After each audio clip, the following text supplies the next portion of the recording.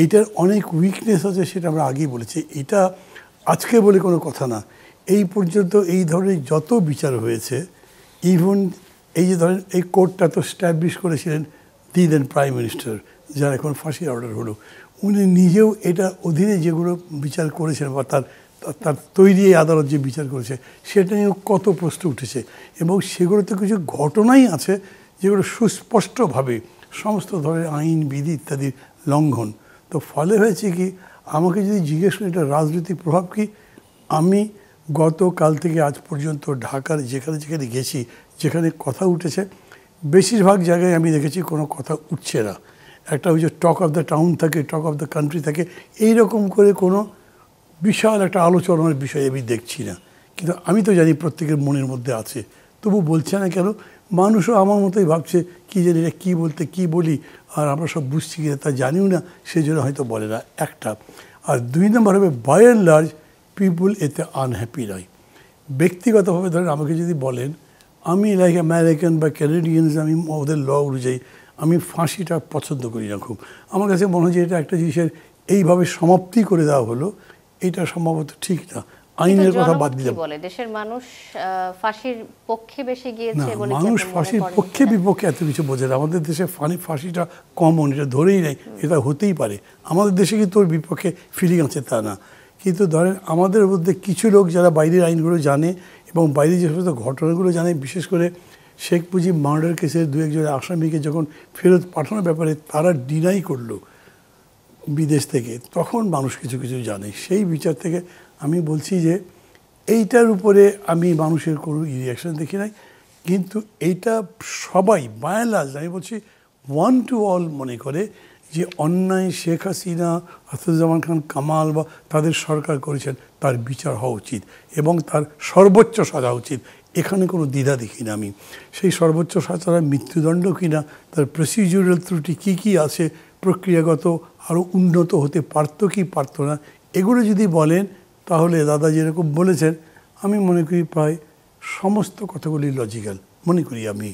কারণ এটা ঠিক, যারা এই বিচার ইনিশিয়েট করেছেন, আমি বলছি যারা ইনিশিয়েট করেছেন, অফকোর্স সেটা পিপল, কিন্তু পিপল ঠিক ইনিশিয়েট করে না। পিপলের পরে গভর্নমেন্ট এটা একটা কোর্ট তৈরি করে, তাকে হয়তো টার্মস অফ রেফারেন্স বলে কি এগুলো হয়, তারা কিন্তু চেয়েছেন যে এই বিচারটাকে যত স্বচ্ছ করতে পারি, না হলে যেরকম ওপেন ট্রায়াল হয়েছে আমাদের এখানে স্বচ্ছ হয়েছে বলে আপনি মনে করেন? না না, আমি তা বলছি না তো, আমি বলছি তারা স্বচ্ছ দেখাবার চেষ্টা করেছেন এবং সেই জন্য যেরকম ওপেন ট্রায়াল হয়েছে। আমি নিজে কর্নেল তাহের হত্যা মামলার আসামি ছিলাম, মানে ওইটা ছিল একটা মার্শাল ল ট্রাইব্যুনাল, জেলখানার মধ্যে ডিআইজি রুমে বিচার হয়েছিল। আমরা 26 জন আসামি ছিলাম, আমাদের কোনো আত্মীয় স্বজন আসতে পারেনি। সকাল 8টা থেকে সন্ধ্যা 6টা পর্যন্ত এক নাগের সওয়াল জবাব চলেছে এবং তারপরে যে রায় হয়েছে, আত্মীয় স্বজন আসতে দেয়নি, দেখতে দেয়নি। যখন কর্নেল তাহের ফাঁসি হলো তখন তার ডেড বডি দেখবার জন্য তার ফ্যামিলিকে ডাকা হয়েছিল কেবলমাত্র। তো ওইটাও একটা দেখেছি। তারপরে বঙ্গবন্ধু হত্যার যে বিচার, সেটাও মানে সারা দেশবাসী দেখেছে। সেই তুলনায় এটা তো পাবলিক জেনেছে, ইট ওয়াজ ব্রডকাস্ট, সবাই দেখেছে। এইটা আমি বলছি যে এইটা একটা ডিফারেন্স তৈরি করে। হয়তো গভর্নমেন্টের যেরকম ওপর অভিযোগ করেছে না, প্রতিশোধ দেওয়ার জন্য এই বিচারটা করা হয়েছে। এবং সেটা আমি দেখলাম একজন সাংবাদিক, মানে আমার ইন্টারভিউ করছেন না, পরিচিত বলে কথা বলতে গিয়ে আমাকে জিজ্ঞেস করেছেন এটা কি প্রতিশোধ নেওয়ার প্রবণতা হলো না। আমি তাকে জিজ্ঞেস করে বেরো তো ইয়ের কথা, অন্যদের কথা আমি জানি কাদের কথা, বিশেষত আওয়ামী লীগের। বললো না, তাদের কথা বলে না, ওই যে জামাতিদের যেমন ফাঁসি হয়েছে তার প্রতিশোধ দিতে জামাতিরা এটা করলো। আমি বললাম জামাত তো গভর্নমেন্টে নেই। তারা বলছে যে না, এটা নয়, কিন্তু যা বিচার যে মানে এখানে যারা প্রসিকিউশন আছেন তারা সবাই তো জামাতের, কোর্টটাই তো বানানো হয়েছে জামাতকে দিয়ে। তো ওই রকম করে কথা বলেছে, আমি ওটার সাথে যাচ্ছিলাম। আমি পরের প্রশ্নে যাই, কারণ আমার কথা লম্বা হয়ে যাচ্ছে। প্রতিক্রিয়া যদি বলেন, প্রতিক্রিয়ার সাথে সাথে আরেকটা বিষয় নিয়ে আসতে চাই যে ভারত বাংলাদেশের সম্পর্ক আসলে কি হতে যাচ্ছে। কারণ মৃত্যুদণ্ডপ্রাপ্ত আসামিকে এখন বিচারের মুখোমুখি হিসেবে আনার জন্য যে আনার প্রক্রিয়াটা চলছে, সেটি আসলে সফল হবে কিনা আপনি মনে করেন কিনা, এবং যদি হয় সেক্ষেত্রে ভারত কতটা প্রেসারে পড়বে বলে মনে করেন? মানে আপনি আরেকটু লম্বা করে দিলেন, আমি সেটা সংক্ষেপ করছি, কিন্তু শেষ জায়গা থেকে শুরু করে আমি এরকম একটা কথা তখন শুনেছি যখন প্রথম সরকার চিঠি দিল না শেখ হাসিনাকে ফিরে দেওয়ার জন্যে, দেয়নি ইন্ডিয়া।